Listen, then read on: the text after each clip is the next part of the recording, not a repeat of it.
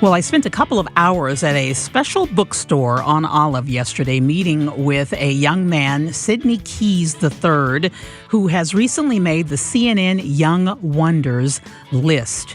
Had a wonderful conversation with him, his mother, and the owners of the bookstore. Congratulations, first of all. Thank you. What is it that you have achieved?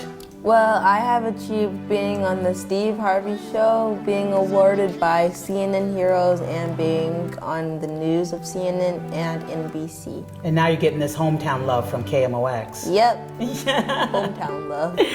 And so let's go back to it's called Books and Bros. The reason I started it was because when we went to ICME African American Literacy Bookstore, my mom took me there on a surprise visit, and she ended up taking a Facebook Live video, and that video went viral with 60,000 views.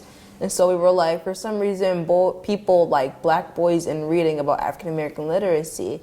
And so me and my mom came up with the idea of starting a book club, and it's been growing ever since. You know, we were like, okay, how can we keep this going? Why is this so special? And it's because everyone saw a black boy reading in a bookstore that embodied books that showed About him. Yeah. So we wanted to keep that going. And so, you know, Sidney came up with the book club idea, and I've just kind of helped, you know, to facilitate everything else. So making sure that they have the worksheets, that they're digesting the literature, that it's all surrounded around African American literature is definitely something important to both of us. You don't see yourself often. At my old school, there was very little to no African American literacy. Most of it was just like Martin Luther King, which, don't get me wrong, books about that are good, but you don't see like fiction books with African American people in them often, and it's kind of interesting reading books like that. And so I think that was a good title for the bookstore, I See Me. How is business? Going very well. I mean, we're real excited. You know, again, you know, to us, we always felt that this was a necessity, and we kicked to other people, and they would say, yeah, that's a good idea. But now to really see it start to come to life, start to have that feedback from Sidney and what he's doing, from schools and administrators and teachers who will call in and say, wow, we had this really great, interesting conversation in class due to some of the books that we got from your bookstore. We had students who usually don't engage, now they're engaged and excited, and we just love it. And we just want to keep doing that because we really want to make sure that we have a positive impact so that our children can really realize their full potential. And so I look at it more so from a parent's perspective, as far as what is my son pulling from this? How can he relate?